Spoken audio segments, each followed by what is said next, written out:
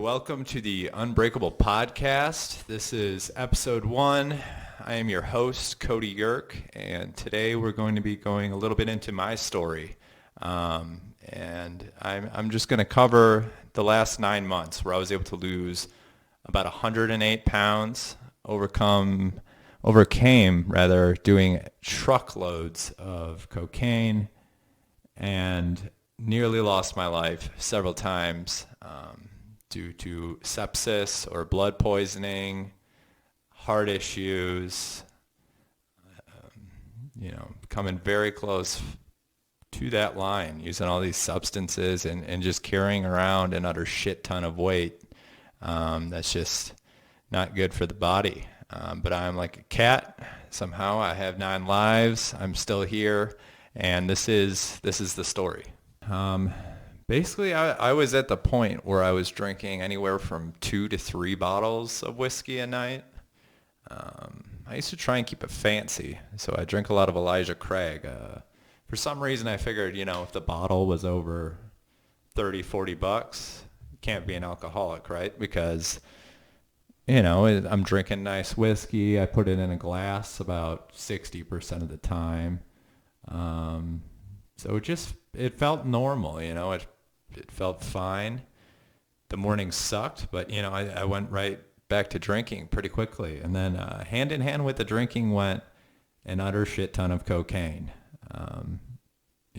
Probably close to about 2 ounces per month, which works out to a few grams per day.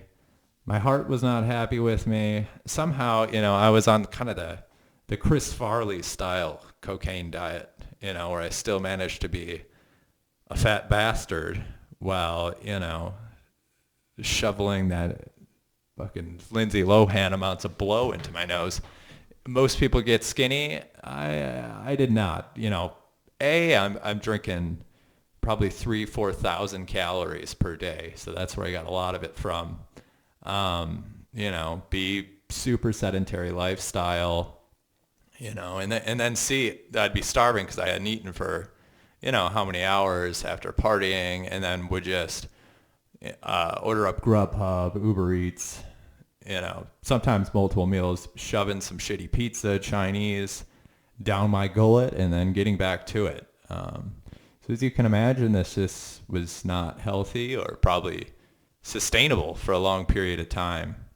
And, I kind of always knew it was going to catch up with me. I experienced a lot of constant kind of pain, and I always just kind of associated that with the lifestyle, the drinking, the hangovers. And, I started getting a pain it was like in my lower, I believe it was lower left side. Yeah. And, I didn't know absolute shit about the human body at that time. Not that I know that much now, but since starting this journey, I've definitely learned a lot more. But I had this constant kind of sharp and then dull at the same time pain in my left side. I was unable to take a shit, so I figured, this is just some kind of constipation or something. Cocaine these days is just filled with laxatives and baby powder, and it's cut to shit. The glory days of the 80s and Boogie Nights and fucking Pablo Escobar are long gone, especially way out here in the mountains in Boulder, Colorado. And, I kind of mentioned it to friends, try some laxatives, try this. I went to Walgreens. I bought out their whole fucking laxative section. None of it, no pun intended, none of the shit worked. And it got to the point where it got hard to walk.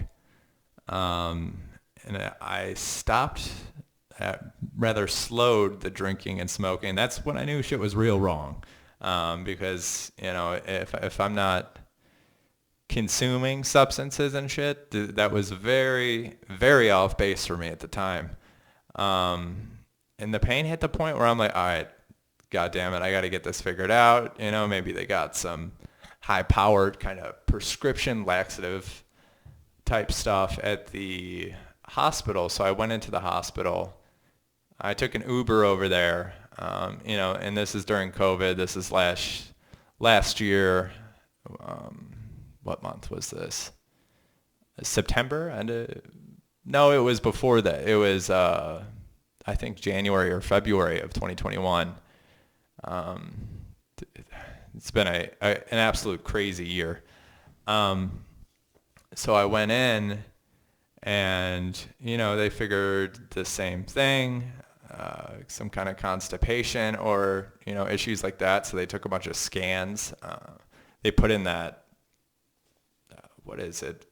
It's like some kind of nuclear substance they inject into your veins, and it makes them glow under the scans, so they could see kind of what's going on within all your organs and digestive system.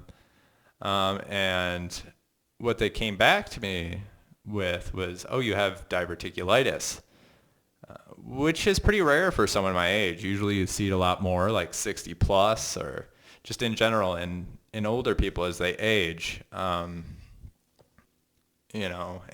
so it was a bit rare, but they had some kind of antibiotics that stops the inflammation. Basically, diverticulitis it's when you kind of get these like pouches or kind of polyp situations within your colon or lower intestine, and shit gets stuck in there and it gets infected. So they gave me, these antibiotics and whatever the other medications were to kind of clean it up, let things pass through, let it heal. But once my blood work came back, they figured out, holy shit, this guy is dying. And it turned out part of it was my colon was largely perforated. So all of my blood was becoming infected, poisoned. It's called sepsis. And I got transferred right away to the ICU. And, this is all a whirlwind. They're giving me fentanyl and Dilaudid intravenously and feeling pretty good. Way the fuck out of it. And, for anyone that's been in a hospital, it's just like so much shit's coming at you. You don't really have time to process what's going on. So they said, we're going to get you into surgery right away. And, and I talked to the surgeons like, yeah, we're going to be able to fix this, but there is a good chance that you're going to wake up and you're going to have a colostomy bag. God damn it. But what choice do you have at this point? So they brought me into surgery and had the surgery. I woke up, and if to anyone that's waking up from surgery, depending, on the time, on your headspace, and some other factors, you don't know where the fuck you are. Time just goes like that. It's just a blackout. It's not a sleep. It's like this time is gone from when they knock you out to when they wake you up. And they had me in this room where it was like they had curtain dividers between the beds, and it was 3 a.m. or whatever. So there's one nurse on shift, and this recovery room was some shitty kind of room in the bottom of the hospital. And I guess I remember I just had no idea where the fuck I was. I thought I was kidnapped, and my stomach's like cut open with staples going up it. And my first thought was like, holy shit, I've been kidnapped and my organs have been harvested. And I'm yelling at this nurse, you goddamn bitch, like, who are you with? Blah, blah, blah. And it turns out she was with the Boulder Hospital and was, saved my life, put me back together. And from there, eventually I moved into an actual hospital room. And I think I was there for about 2.5, 3 weeks, recovering. And, like I said, from like my sternum all the way down to my groin area was cut open. So I fully stapled up. And I couldn't eat anything because they had literally cut out the full piece of diverticulitis, or bad part of my colon, and pulled that out and then sewed it together, essentially making it a shorter path, but, all healthy. So yeah, I wasn't able to eat for maybe like 2 weeks, which is a hell of a start to a diet. Some people do cleanses. Some people, whatever, smoke, drink coffee, whatever to curb that satiation, or, curb their appetite. And I just got a chunk of my asshole cut out. I remember starving, like, God, it was terrible. And, eventually, like, all right, after these 2 weeks, you can have a clear liquid or like a broth or something. I'm like, oh, that sounds so fucking good. Let me get some chicken broth. And, classic American fucking healthcare system. They bring me this mug of what I would call lukewarm water. And then this little packet that says like chicken bouillon powder, or bouillon, however you say it. And I put it in. Tastes like absolute ass. I mean, for weeks. Can you imagine starving for weeks? You're just dreaming about food. You're thinking about food. I mean, a piece of white bread sounds like, a Michelin-starred meal at this point. And this powdered soup broth was just fucking terrible. Yeah. But anyways, eventually, I do get out of there. The hardest part of getting out of there was they bring in this machine and they give you this button. It's the goddamn morphine button. When you hit it, it injects morphine right into your drip, right into your veins. God, that shit is amazing. Having that addictive personality, I love the shit out of that morphine button. And those bastards at the hospital, the only way you could get out, you have to be off the morphine button. I can't remember exactly, but let's say it's 72 hours before they'll let you out. But the thing is, they won't take it away. So it's right next to you.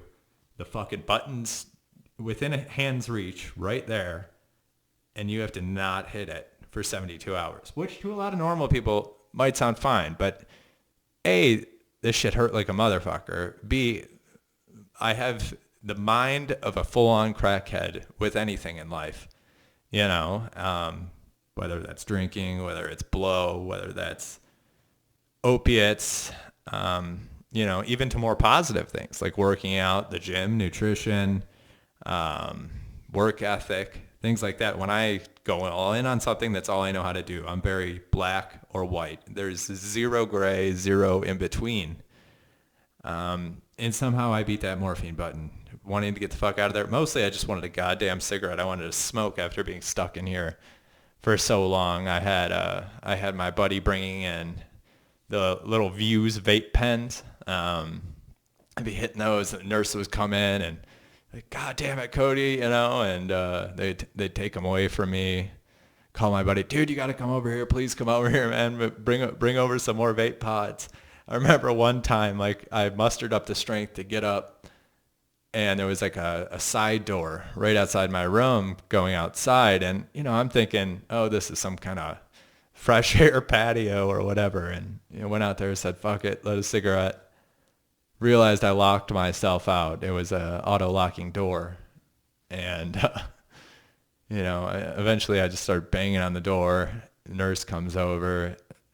We're going to throw you out and blah, blah, blah. I mean, they were pissed, but gave me another chance, thankfully. But yeah, I mean, I beat the morphine button and I got out of there. And I remember one of the only questions that I asked the doctor was, oh, can I still drink? And then the doctor just should have never said this, I think, but he was like, yeah, go ahead. That's not a problem with this. And, I made sure one of my buddies was there to witness the doctor say that, so people knew I wasn't full of shit. And I'm like, well, I'm good. So right back to it. I think the night after the night I got home, drank. Night after, back to it, Lines of blow, partying my fucking ass off, ketamine, MDMA, you know, I like the whole kitchen sink, you know, anything that'll fuck me up. And this continued and continued for a few more months. And eventually I got to the point where I was super physically addicted to the alcohol and would start withdrawing really fucking hard in the mornings. And then it got to the point where I couldn't hold the liquor down. I would just throw it up. But I was shaking and like my heart would tremor and be all fucked up from doing so much blow, you know. And I couldn't hold down the alcohol and was just shaking and sweating and was 100% sure I was dying. So I ended up in the hospital. And I mean, probably it was like 24 hours or so without holding down liquor. And I was literally hitting like, you know, the crazy withdrawals you always hear about, where I'm hallucinating, I'm seeing shit, shaking, you know, they're worried about seizures. So I got put on anti-seizure medication. And, you know, in the hospital, they're obviously like, you know, you're going to die if you keep going this route. And, you know, I knew that was the truth. So kind of coming to like, what should I do here? You know, this is something I've fought forever off and on. When I lived in Chicago, I was a heroin addict. I did a lot of heroin. I moved out here, got away from it, ended up picking up an addiction to cocaine. And so I wasn't new to any of this. And I knew there was this halfway house in Chicago that I liked. I liked the guy that owned it. And I knew it could help. But that would involve leaving Boulder, you know, kind of picking up everything and moving back to Chicago to kind of face this head on and talk to the owner. Yeah, you know, I got a spot for you. And, you know, I'm kind of thinking, all right, you know, this weekend I'm going to go. And this one night, I think it was Saturday night, I was like, all right, well, I'm going to try an AA meeting here in Boulder. You know, I'm just at the point of desperation, sitting in my bed, drinking out of, you know, a handle of Elijah Craig, which is a monstrous glass bottle. I don't know if anyone's ever drinking out of a handle, since college at least, but this was a daily thing for me. It's a total pain in the ass. You know, I got my fucking Glock in one hand, whiskey bottle in the other hand, fucking watching like episodes of Intervention, you know, like real close to blowing my fucking head off. But, you know, I'm way too much of a pussy to do that. Always have been. So it was just kind of hoping the liquor took me out. So, you know, I came to this AA meeting and I was sitting outside, chain smoking per usual. And these two guys came up to me. They're like, oh, you know, you're new and all this. Yeah. And they really took me under their wing right away. You know, they brought me around to some different meetings. I didn't have a car at this point. I had gotten into several accidents, shall we say. We could be polite and call them that. And, you know, these guys took me around and they're like, hey, we're going up to these hot springs in Salida, you know, this weekend. These guys barely know me. Do you want to come? You know, I went. I had a really good time. And, you know, I kind of saw this glimpse of this other life that I could have outside of this getting totally fucked up and path of self-destruction that I was on. But yeah, you know, like I talked about earlier, I've always been super black or white, you know, pedals to the goddamn floor, or it's not on at all. You know, I'm not even in the car. So I figured, okay, if I'm going to quit liquor, I might as well, fix my health overall totally. And at this point, I'm 278 pounds, and I'm having these heart issues. I got one of those, what was it called, Zayo or Zingo or something. It was like a heart monitor that I had to wear, that they were tracking my heart for a few weeks to kind of, see what the issues were. But I'm like, all right, I'm going to kind of start this diet, if you will. And the first thing I did, it was real simple. I was just like, all right, I'm going to cut out carbs, which I definitely changed my mind on as time has gone on, but it works. Carbs are calorie heavy, and I was able to cut those out. I cut out processed foods. Again, super calorie heavy, not great for the body to digest. And I cut out seed oils, which are nearly one and the same with processed foods. The whole frozen section's filled with it. All of our snacks are filled with it. Condiments are filled with it. So basically, I just tried to eat kind of whole, real foods. And that came down to mostly meat, mostly vegetables.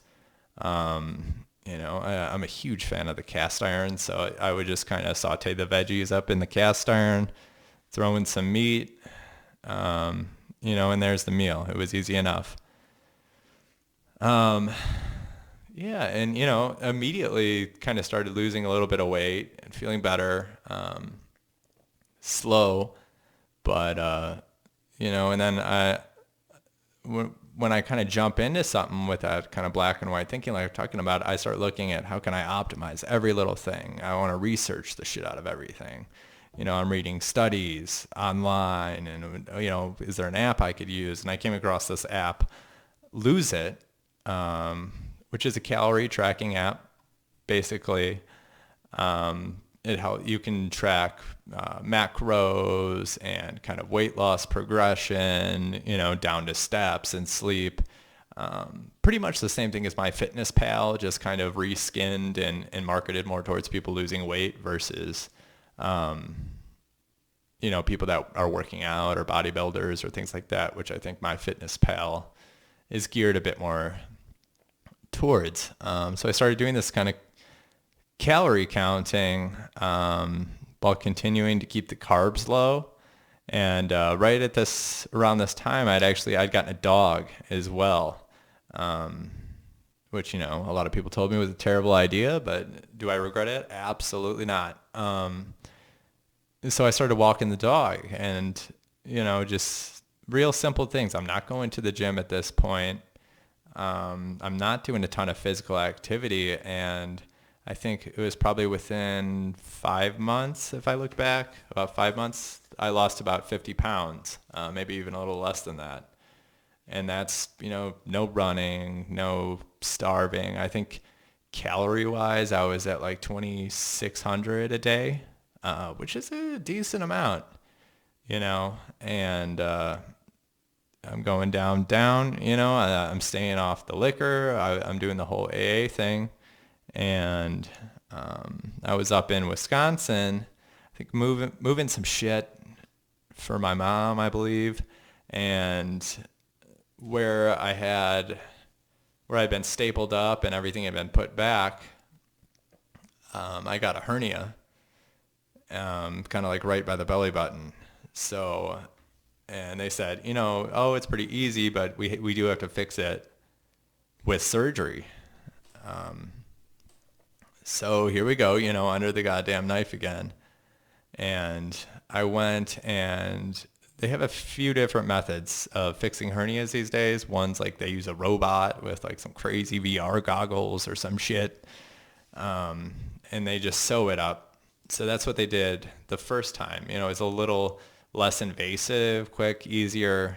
But unbeknownst to me, and it really was not explained to me well prior, is that this doesn't hold nearly as well as the traditional way of just slicing me open, and then they use like a mesh kind of padding that really it packs, all of your intestines in, so they're not ripping out of your abdominal wall. So it reoccurred very quickly. and you could kind of live, some people do live with these for a while, but, um, I'm really starting to think at this point about getting into lifting and more resistance training. So I'm like, well, I can't have a hernia and I just need to get this fixed. So I went in for the second surgery now. And this time they're going to do it the manual way where they put in the metal padding and everything. And my mom flew out here to Boulder to just kind of stay with me for a few days after this. And I got it done. It all seemed fine. And I went home and, of course I get a hefty Oxycontin prescription, which I absolutely love and hate at the same time. That could be, is just a whole nother topic, the pharmaceutical opioid industry. But all of a sudden I started feeling kind of lightheaded within a few hours of getting home. And I remember I had to like take a piss, go to the bathroom, whatever. And every time I stood up, my vision would start going slowly getting near, like narrower, and then would go black. And I'd have to sit down and, kind of that pounding in your head, that feeling of like fainting. And I'm like, what the hell is going on? And like, I literally couldn't get to the bathroom. Made it to my bed, laying down, I felt a little better. But if I sat up at all, this narrow kind of rushing sensation, like fade to black, would start up. And my goddamn mom, she's like, oh, you probably, you just need to go to sleep. You need to rest. You've had a big day with the surgery and all that. And I'm thinking, maybe, but I don't know. I've always had a good sixth sense about things, when things are wrong and when it's time to, either go to the hospital or make a phone call or check something out. I kind of know where that line is, just from all of this pushing it over the years. So I call the surgeon and I tell him, and he's like, you got to get to the hospital right now. It sounds like you're internally bleeding. And I'm like, well, I literally, I couldn't stand up, and I have like a little 2-story townhouse. I'm like, I can't get down the stairs. There's no way I could sit in a car. You know what I mean? I'll be fully out. He's like, you gotta get an ambulance then, for sure. And so that's what we did. Call 911, explain the story. I called 911, explained it. I'm like, I don't know. They say could be bleeding out. Need to get back to the hospital. And okay, we'll be right there. So they show up, and one of my buddies in town actually is a paramedic, firefighter. I think he's on the SWAT team as well. And for some reason, whenever the shit's hitting the fan, he's always on the call. And he came in, my buddy Mike, and I remember he said something to me like, you may be like dying right now, but you look pretty fucking good, Cody, because I had lost all the weight. And I don't know. I've always loved that compliment and saw the humor in it. It was pretty funny. But yeah, so I end up back in the hospital, and I'm kind of on a tear at this point because, I'm so sick of hospitals. I'm sick of being cut open. Yeah, I'm sick of all this shit, basically. I'm like, God, I'm losing weight. I've stopped drinking. I've stopped doing the drugs, and shit just keeps going wrong. And they were, debating whether they had to do another surgery to manually fix this. Basically what had happened is when they were sewing me up, they used like a huge, like knitting looking needle apparently, and they sliced a blood vessel. So I was just losing a lot of blood very quickly. Had super low blood pressure, when they came out to the paramedics to come get me. And, so they're debating, do we have to do surgery again? Which they don't want to do because I've been cut open so many times. There's so much scar tissue and just so much damage to my abdominal area that, they want to avoid that if possible. So luckily and somehow they basically put me on like iron replacements and then blood clotting medication, which kind of clots the blood that was leaking out. And then the iron helps replace my body with new blood and then just kind of monitor me. And I'm not sure if this was like 4 days or a week. Again, they're giving me a lot of opiates and painkillers. So that time gets distorted when that is involved. But I got out and, I'm kind of like, I could just say, fuck all this. Or, again, back to the black and white thinking. It's like, do I step it up further?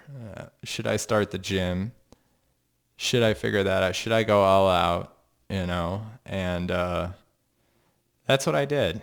I went and started looking for a gym. I'd gone to this like real shitty gym they had it was like in the corner of like a rundown motel. They had rented out their gym and kind of beefed it up a bit. But just wasn't a huge fan of it. So, I was looking around and I was like, I'm making some money. Like I could find a nicer gym and I want something like that's really worth it. Not totally knowing what I'm looking for, but I finally came across this gym called Town Strength here in Boulder. And it was a super small gym. The owners were around my age and, I kind of read the reviews and they're like, everyone knows you here. Like the staff will know you by name. It's super small, everybody's friendly and it's just about kind of getting shit done, getting the results. And that's what I found is there's no mirrors in this gym. There's no machines. There's there's, I don't know, probably 8-10 squat racks. Like the turf sled area. And it's really just there like to get shit done. And, the staff were so encouraging and the community was kind of so encouraging there. And then I could go at night too if I went at like 8 o'clock and it was empty. It was like having a private gym. It was fucking awesome. Still is awesome. I still go there to this day. I kind of started just trying to figure things out on my own. Again, I'm like, well, I'll go the app route and downloaded this app that kind of helps you put together a strength training program. But I found it was kind of a bit all over the place. So I started going more down the rabbit hole of like, watching these YouTubers that are, kind of in the bodybuilding area and things like that. Cause I'm like, well, while I'm nowhere near the physique or, level of a bodybuilder, let's look at the people that are at the top of this. What are they doing? And that's how I've treated a lot of things, I think, in my life. So, I started kind of building my own program. And I settled on basically a super basic program, stolen from bodybuilding.com, if anyone can remember that forum, one of the probably oldest forums on the internet that's still around today. And it was kind of like this beginner's program called Fierce 5 that it really focused on compound movements, bench, squat, deadlift, and then, throws in shoulder work and core work and plenty of back work. I modified it just a tiny bit for where I was at, but it's all about the progressive overload. So I'm constantly upping weight, 10 pounds on lower body movements per week, and then 5 pounds on upper body movements per week. And that along with, I started getting really into the science and nutrition behind this bodybuilding. So like, macros, like how much protein do I need? Okay, gram and a half per pound. Let's make sure I'm hitting that every day. Let's cut the fats down.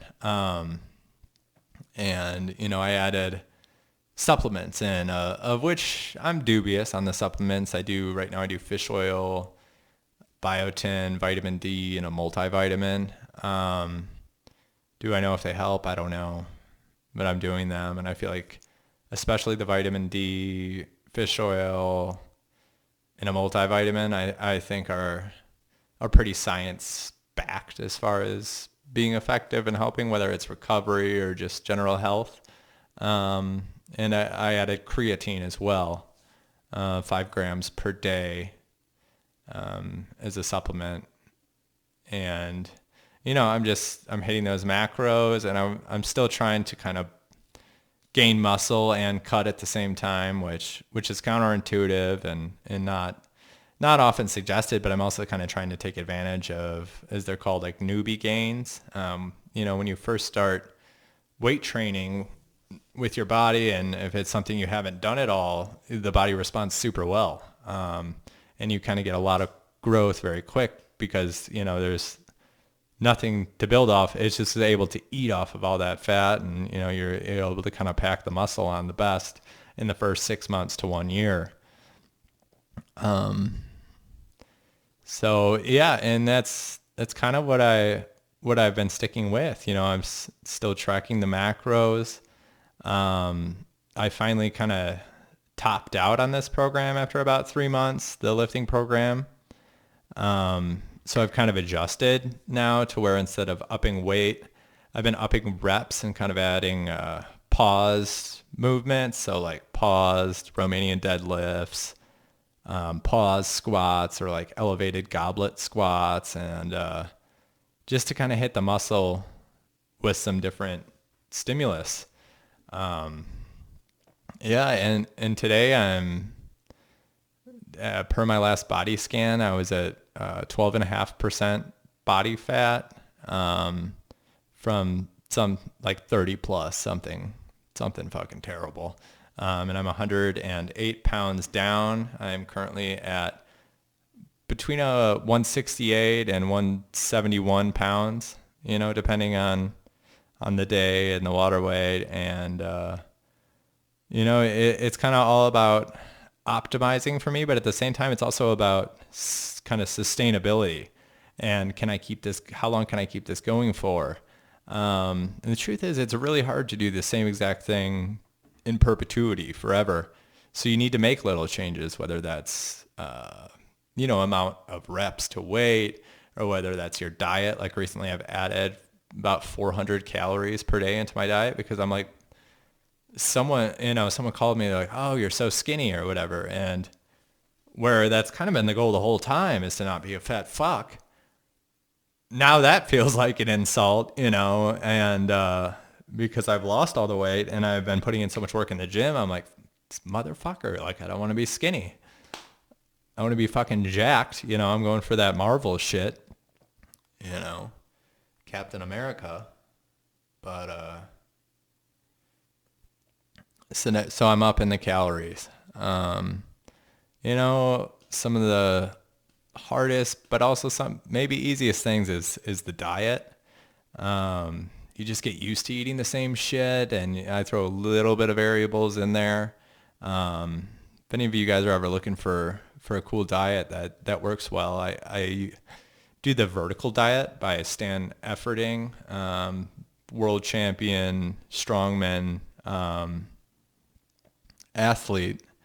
And the vertical diet, it's all about kind of low FODMAP foods. So everything's super easy to digest, which is good for me, having so much goddamn digestive issues and all of the abdominal surgeries. So it's like, sweet potatoes, red peppers, zucchini, carrots. It's about getting in all those micro and macronutrients. And then it's called the vertical diet because you do mostly lean red meat. You can do, turkey and chicken as well. But lean red meat's best because it has so many more nutrients as compared to the white meat. And then on the other side of the line, of the vertical line, is rice. So the vegetables kind of all stay the same. You're hitting all those micronutrients, but then you could scale the rice and the meat up or down depending on, okay, I'm bulking, I'm eating 3,000 calories a day. I could add in more rice, add in more meat. Or, I'm cutting now, I'm trying to get lean. I want the goddamn abs coming in. You pull back on the rice or the meat. Another one of the hardest things, is you got to say no a lot to going out to dinner. And, people would be like, oh, just eat, it's just for this meal or just for that. Or, traveling is a huge bitch when you're sticking to this kind of diet and lifestyle. And the thing is, even though it's like, all right, yeah, I could probably go eat a pizza right now and get back to it after that, and it's not really going to affect me over a week. It's every little step off the rail you take like that, at least for me, is way closer to fucking me up and sending me back to all of the shit, the drinking, the blow, the fucking 4 pizzas a day or whatever. And it's real easy to fall off that balance beam. And, what am I doing I live somewhat like a monk these days. It's like I'm in the house a lot. I'm working a lot of hours per day. I do IT consulting in addition to Lindy Health, which is a health company where we help people kind of build teams, kind of like I've done, which would be like a nutritionist, personal trainer, physical therapist, sports massage. You kind of put that whole team together, and it becomes easier to get there, to get the results you want. And it's easier to stay focused when you're shelling out money for all these people. You got all these people in your corner. It's easier to stay on the beam. So from here, I'm just kind of figuring it out. I'm making small tweaks here and there to just keep things interesting, keep things going. Big thing I have thought about that, I 100% haven't committed to one way or the other is TRT is an option, or testosterone replacement therapy. There's so much conflicting information though on kind of what are the negative side effects, what are the positive effects. I got blood work done. And the first test came back at like 215, which is definitely low on the testosterone scale, or nanograms per liter. And my doctor was like, all right, maybe we should look at something. But let's do one more test. So we did one more test. It came back at like 320, which is in the reference range of acceptable, but it's on the super low end. And testosterone declines starting at 30, maybe a little before that. When you're 18 and younger, you're sitting around 500 to I think like 900 or 1,000, I think is the normal. So it's real tempting to kind of think about throwing that into the mix just because I love optimizing shit. But again, that could be a whole nother story. Thanks everyone for listening in. And as we go, we're going to be doing more interviews, more story. We're going to find the craziest motherfuckers out there possible to kind of share their stories of change and becoming unrecognizable. This is Cody Yerk. Thank you.